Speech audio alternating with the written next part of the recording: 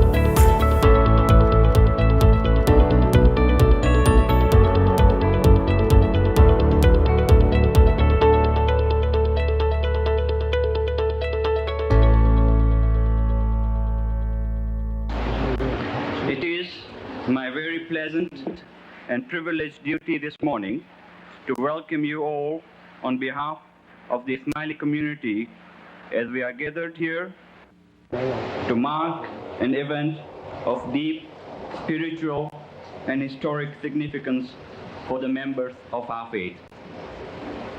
Today's ceremony will mark the establishment of our first Jamaat Khana to be built in Canada, which has been designated as one of our national Silver Jubilee projects to commemorate the Silver Jubilee of His Highness the Aga Khan.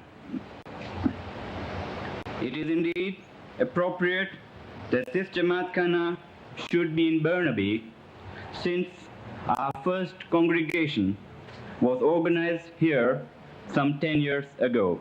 Today is a particularly significant and indeed happy occasion for the Ismaili community in Canada and for my wife and for me. I am most grateful to Your Excellency, the Lieutenant Governor, for honoring us with your presence and for performing the foundation ceremony of the Burnaby Jamaat Khana. I succeeded my grandfather to the office of Imam in 1957, and just 2 weeks ago, on the 11th of July, I entered the 25th year of my imamate. During the Jubilee year, many new projects will be launched which will impact the material quality of the life of Ismailis, as indeed of many others, in the fields of health, education, housing, and rural development, particularly in the Third World. Why then should today's simple ceremony on the periphery of Vancouver in Western Canada be so significant to so many members of my community and to me? In the past 24 years, Ismaili Jamaat Khanas have been built around the world. I have only very rarely attended the foundation ceremony of a Jamaat Khana, and I have never traveled so far to do so. But this is the first project to be launched during this Jubilee year, and it is very important that it is a place of worship. Burnaby also has a particular significance, since it was here, as has already been mentioned, that the first congregation of my community was established in Canada. The significance of this ceremony is further enhanced by the fact that this is the first Jamaat Khana to be built in North America, in Canada, a country of the New World, which has extended the hand of friendship to countless peoples from all over the world, including Ismailis. And while Canada may not be unique in welcoming the victimized to her shores, where she stands very nearly alone is in her encouragement to her new citizens to maintain their traditions and customs, an encouragement that is, in my view, a particularly wise and mature expression of democratic freedom. We're delighted to be part of this celebration of the Silver Jubilee of His Highness Assumption of the Imamate of the Shia Imami Ismaili Muslims, to be with you on this historic occasion, the commencement of construction of the Jamaat Khana, which is to rise on this site. I now have the great honor to join His Highness the Aga Khan in unveiling this plaque, which will signify commencement of construction of the Ismaili Muslim Jamaat Khana, which will be an inspiration for many generations to come to this community in the service of Islam and Canada.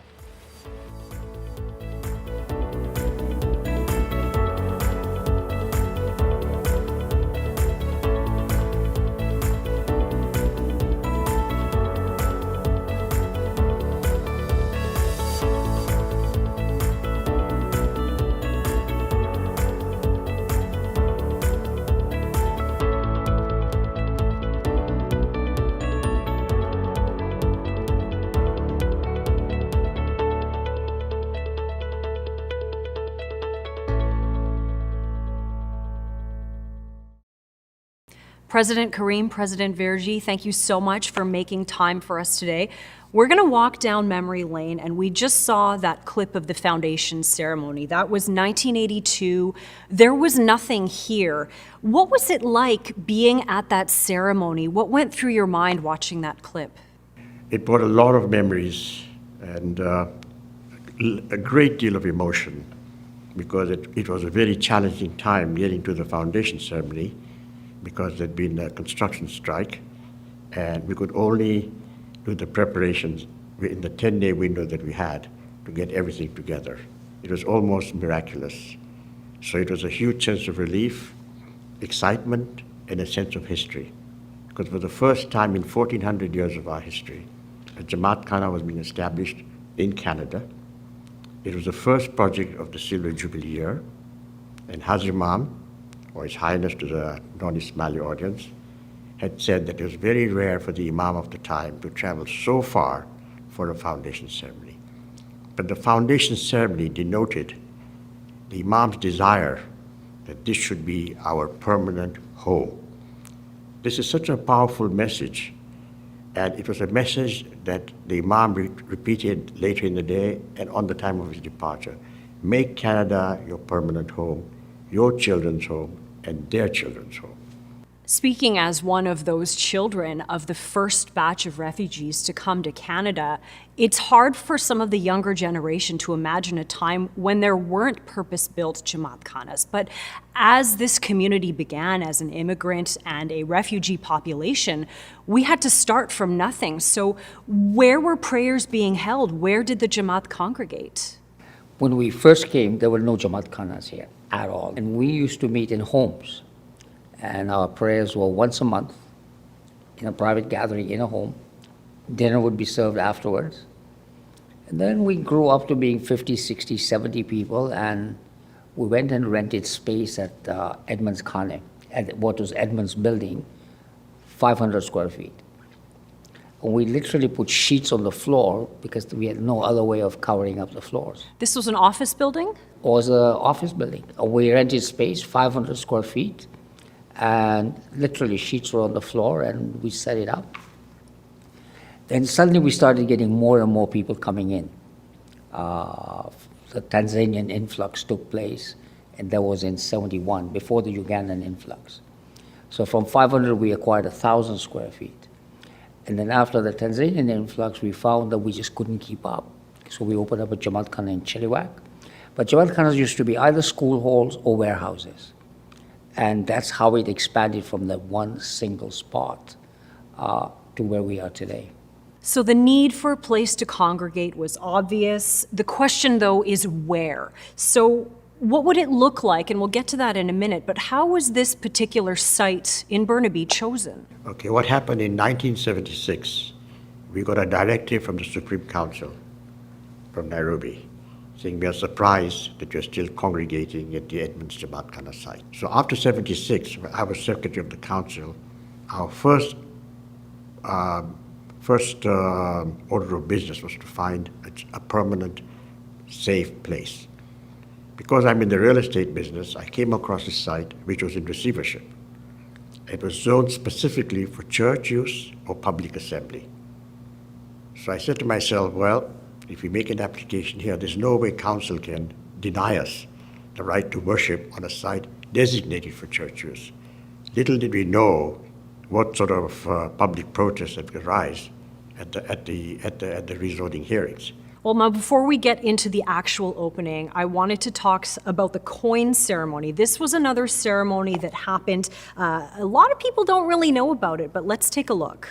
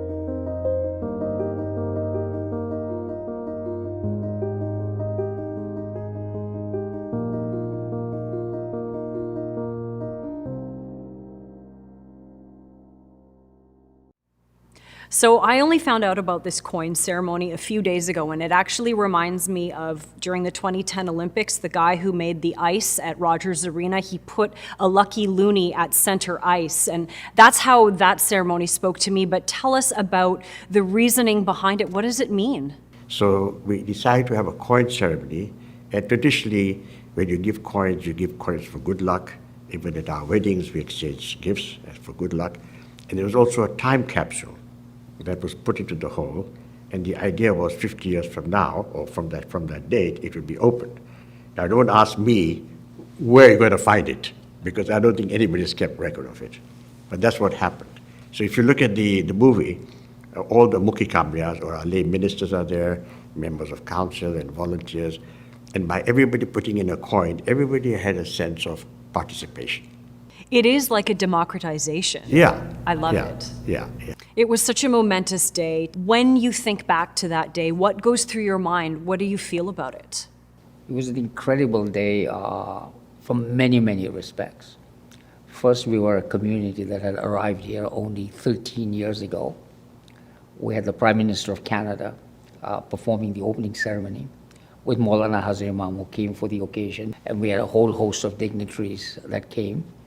And I remember standing outside the courtyard with Prince Amin receiving all the invited guests. And Farouk came with Maulana Hazir Imam, and then Maulana Hazir Imam, and then Prince Amin was there, then Premier Bill Bennett of BC was there. And the ceremony took place right in the courtyard. Beautiful day, limited number of people. And Hazir Imam's speech and Mulroney's speech was just so awe-inspiring. But basically, the fact that in less than 13 years we had this magnificent building, and we have the Prime Minister of Canada coming in for the opening. Wow.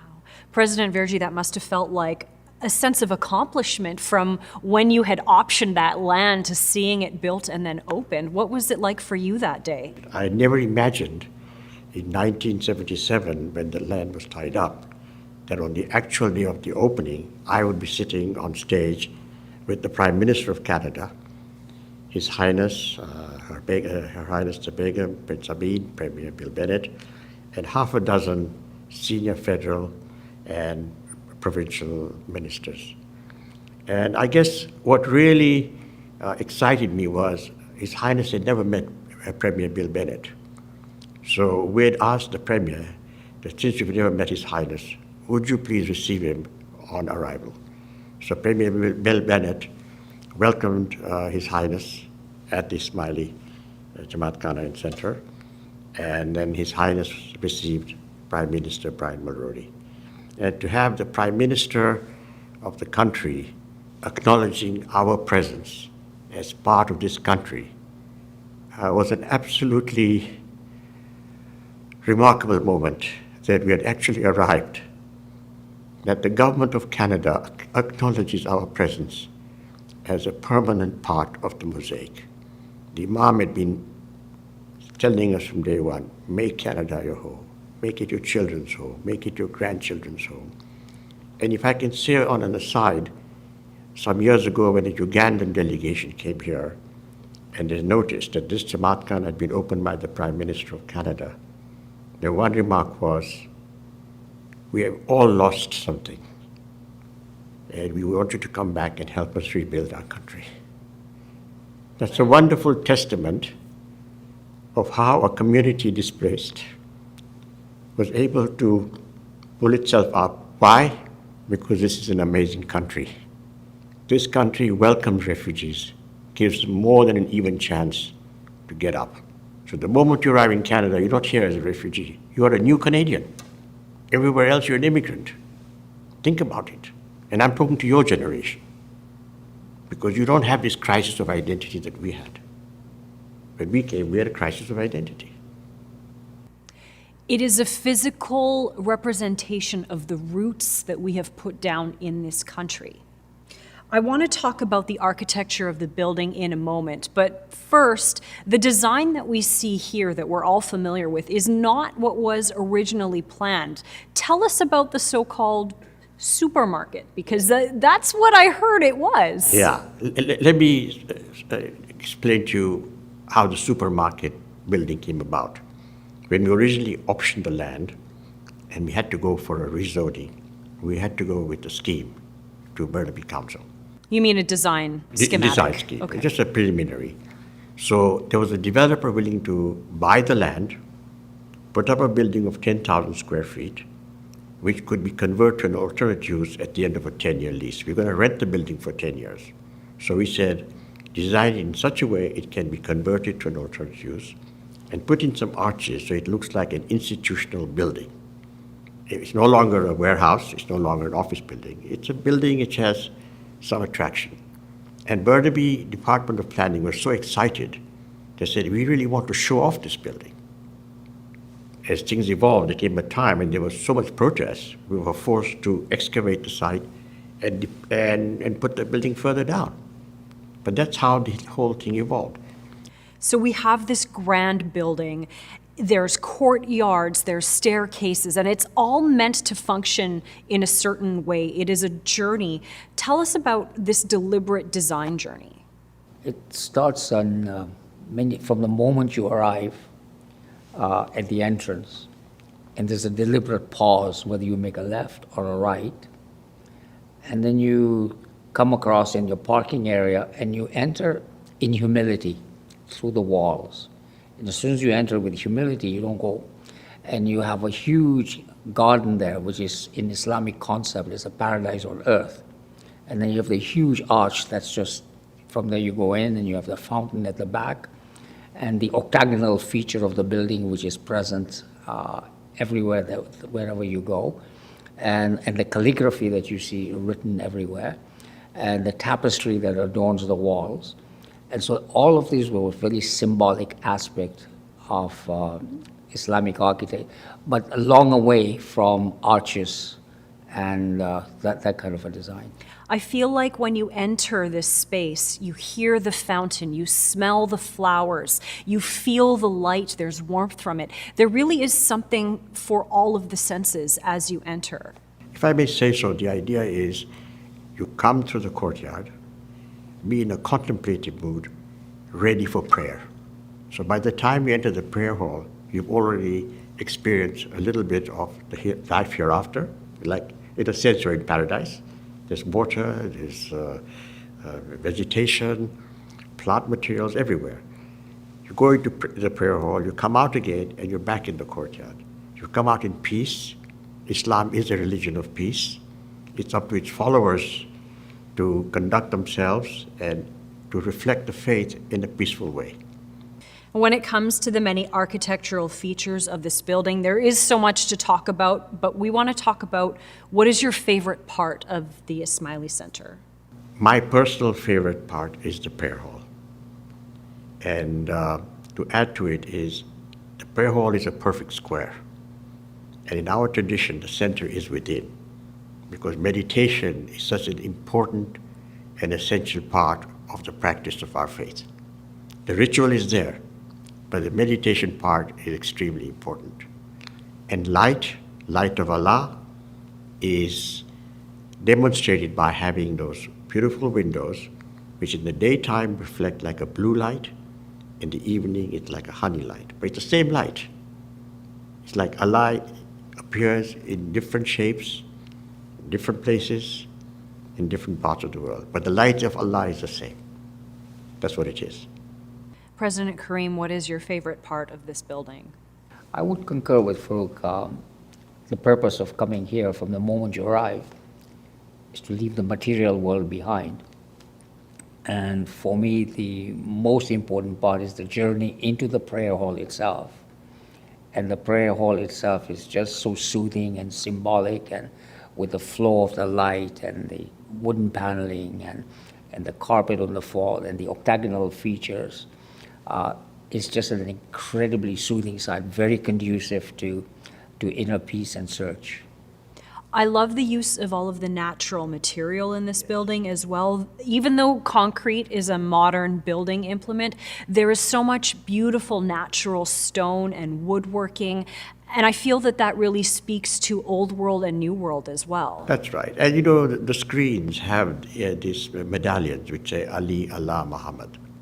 And that speaks to the Ismaili tradition. Within the Muslim community, we all believe in the oneness of God, Allah. We all acknowledge Prophet Muhammad as the final messenger of God. But in the Ismaili tradition, we say Hazrat Ali is the first Imam, and His Highness Prince Karim Khan is the 49th Imam. So we are the only Muslim community with a traditional hereditary leader.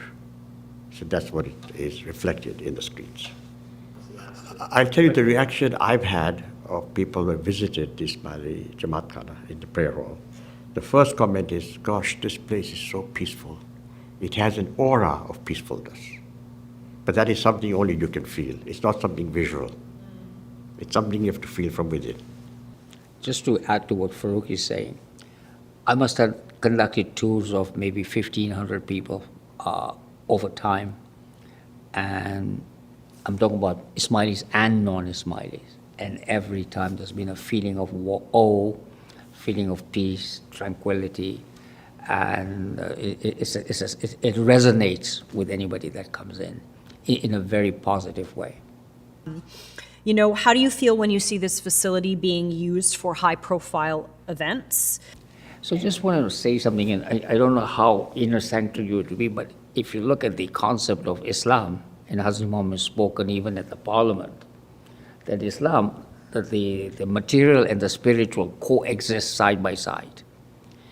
And it's very much at the path of our fundamentals of our faith, din and dunya. And the way the facilities are used, so right now you'll have Qawwali singers outside. You'll have prayers inside. We've had lecture series here devoted to the Imam or the Institute or one of their works. So it's a building that comforts with what the Islam is all about, the material and the spiritual. From the opening until now, when you see high-profile events being held here, how do you feel about that? What goes through your mind? Well, it's a source of immense pride. But more importantly, our Imam, His Highness, has said, this is an ambassadorial building. It is an opportunity to build relations with people of other faiths and other communities to help the general community have a better understanding of Islam. There is Islamic art, there is Islamic architecture, there is Islamic poetry, and this Jamaat Khana, this center provides a platform to promote that thinking and open people's minds to what Islam is. And that's what it's all about. In terms of what this building would mean for the future of the Jamaat in this country, what was His Highness's vision for what this building would represent? If you think about it, I think our understanding of it has evolved over time. But in Islam, again, going back to the basic, the material and the spiritual coexist side by side. So for example, we have our prayer house, which is very serene place for inner peace and contemplation. But you can go in the courtyard and you have a wedding, like your wedding. You know, there's a wedding there, there's happy people, there's food being served. Or we have Qawwali singers that have performed outside in the courtyard. So they're there. Or you can just sit in the evening by the courtyards. Or you can come here for an intellectual lecture series. Or you can come here for a citizenship ceremony. So we've encompassed everything that's of life with material and the spiritual combined, and I think that's a reflection. That's what it is for me. I was going to ask how this building influenced or paved the way for some of the other Ismaili centers and high-profile buildings that came afterwards. Well, the first one was London. First Ismaili Centre to be established in the New World, or in the Western world, was London. And then this was the second one. And then, of course, now you've got half a dozen. Dubai, Dushanbe, Tajikistan. So what were the learnings that were taken? In the Canadian context, Jamaat Khanas were never going to be the same again. So after this, say in Vancouver, we got the Lions Gate and we got the Burnaby Lake, and we evolved. Our understanding of design, beauty, architecture evolved over time, and our appreciation. So since that time, what we've done is incorporated a lot of things from this building into these other Jamaat Khanas. And imagine a child when we were here who grew up in a school hall or a warehouse in Richmond or on Pemberton Road in North Vancouver, and then coming in and seeing something like this, and then all the other Jamaat Khanas. So our whole concept changed over time. So we've come such a long way as a community from having no purpose-built Jamaat Khanas to having so many, and this being the first in this country. When you come here, whether it's for a community event or for prayers, when you walk through that courtyard and into the archways, what goes through your mind? Do you feel a sense of accomplishment, or I did this, or I helped make this possible? What do you think about? You know, what I feel whenever I come here, I always go back and think of Imam's inspiration and guidance that brought us to this day. And there are times when I go through some very, very challenging times personally. And when I come to this Jamaat Khana for prayer, and I say to myself, well, if you could spend 8 years working on this project, as long as you have faith to your Imam, everything will be taken care of. And everything does get taken care of. But we all have periods when we are feeling down, and we begin to question, will things ever get better? Or is there a solution to my problems? And the solution to our problems is through prayer. Prayers move mountains, but you have to believe in that. What about you? What do you think when you come here? Tremendous source of pride. An educational journey brought about by the Imam. It is his vision, his guidance. We would have never understood this kind of thing. It wasn't within our grasp to understand everything you see around us. It was literally his vision, and there are many other stories aside we can tell you about, how those chandeliers came about or stuff, but that's just digressing. But it was an educational journey for the entire Jamaat. So when we come, when a child that is born here and brought up, this is what he sees.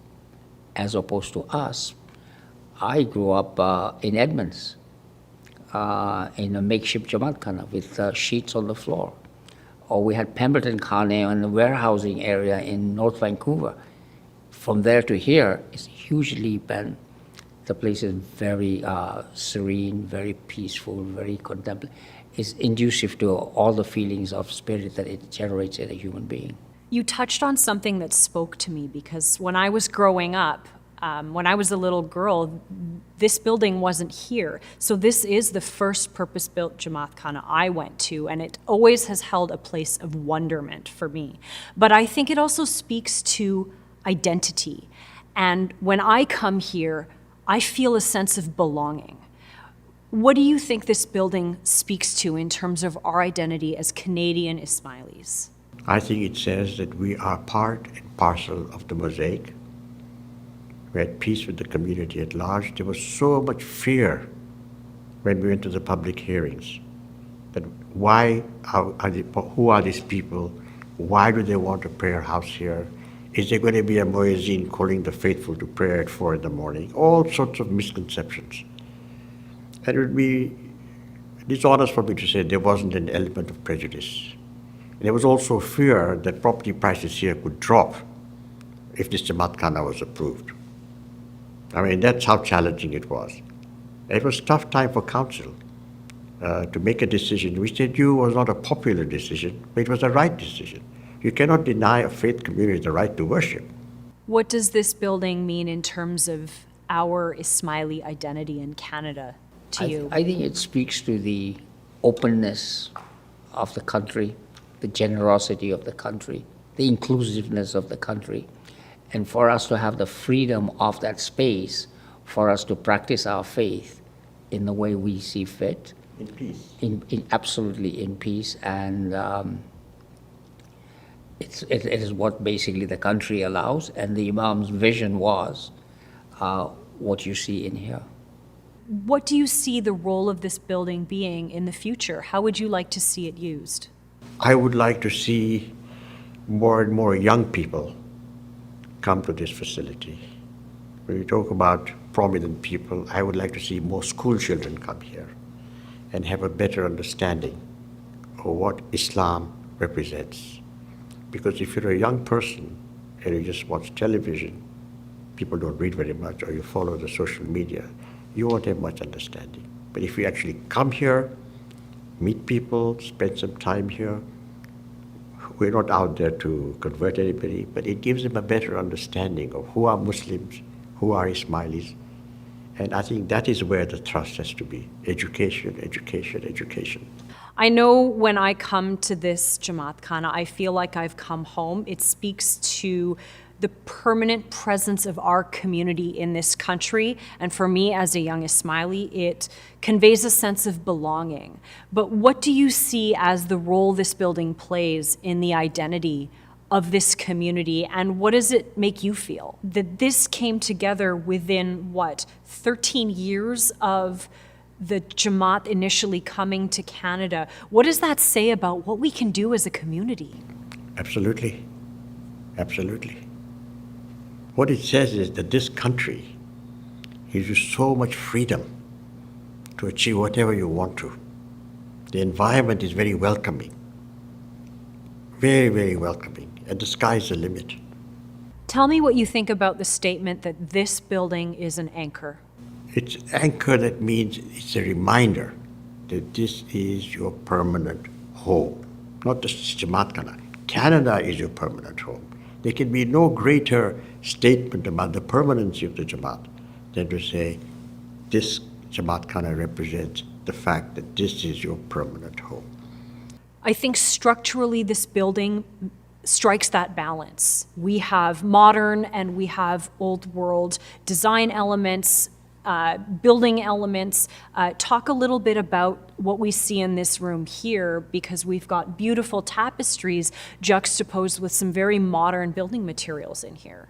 You know, one of the favorite quotes I have of the Imam is, modernity and tradition go hand in hand. So if you're going to be modern, doesn't mean you have to do away with your traditions. If you're going to hold on to your traditions, that doesn't mean you're old-fashioned. So your history is there, but it has to move with the times. We have an Imam who leads us in accordance with the times. So this building is a reflection of that. Now it's for the next generation to take you a step further. So we were talking about old world, new world, traditional, modern. Maybe talk about a couple of things in this room, like the tapestries and the lighting fixtures. I come in here first as a person, as a human being, then as an Ismaili. That I am an Ismaili and I'm very conscious of who I am. And the architecture and the surrounding anchors me to a past, from the Fatimid past, the continuation of the Ismailism from that time. And a lot of the elements here haven't changed. The octagonal features, the calligraphy on the walls, the medallions, everything that you see is just anchored into a past, but in a modern setting. It's not something that's gaudy, doesn't have archways, doesn't have color, but it just takes us back to the past. And even the domes you see up there, they're very, very, very subtle. They conform to these Islamic concepts, and yet it has a very subtle presence there. Thank you so much for sharing your insights with us. You can only tell these stories because both of you were there during that foundational time in our history, and I want to thank you for sharing that as well as for your leadership during that time for us. Bismillahirrahmanirrahim. Ladies and gentlemen, distinguished guests, it is an honor to provide closing remarks for today's special event. I would first like to express our sincere gratitude to President Verjee and President Karim for sharing so generously their time and their reflections with us today. We are indebted to them for their vision, leadership, and dedication during the formative years of our community's settlement here in Canada, and for their many contributions to the Ismaili Centre Vancouver. I'd also like to thank Nafeesa Karim for so masterfully guiding us on our journey during today's event. And we'd like to thank the many volunteers who make programs like today possible, and to you, our audience, for sharing your time with us. I'd like to focus my brief closing remarks on three themes: aspiration, partnership, and permanence. The first is aspiration. The Ismaili Centre Vancouver has been part of the fabric of Burnaby and Vancouver for the past 35 years. It is a center that has been and will remain one of aspiration, of intellectual and cultural exchange, and of artistic creativity and expression. Its courtyard has played host to Vancouver's renowned Indian Summer Festival, its social hall has basked in the wisdom of world-class astronomers, scientists, and historians. And its meeting spaces have reverberated in vibrant debate and dialogue from policymakers from a wide array of backgrounds, including education and law enforcement. It is our aspiration that the Centre remain at the confluence of critical and creative conversations that are relevant to Canadians from all avenues of life. The second theme is partnership. No event at the Ismaili Centre is a product of a one-off relationship. Each event is a culmination of long-standing partnerships and collaboration. That principle of partnership is symbolic of the best of what our country, city, and community have to offer. It is also an ethic that is reflective of not only the Centre, but also the Ismaili community at large. And the third theme is permanence.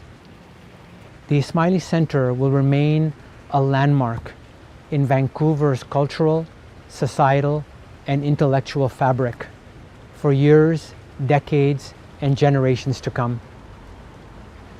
While as time passes, the audience and programming may change, the Centre's meaning, design, and intent will remain permanently anchored. I'd like to end with a quote from a speech made by His Highness the Aga Khan at the opening ceremony of the Ismaili Centre Toronto, the spirit of which is equally relevant to the Ismaili Centre of Vancouver. He said that the spaces in the Centre should, quote, be filled with the sounds of enrichment, dialogue, and warm human rapport as Ismailis and non-Ismailis share their lives in a healthy, gregarious spirit.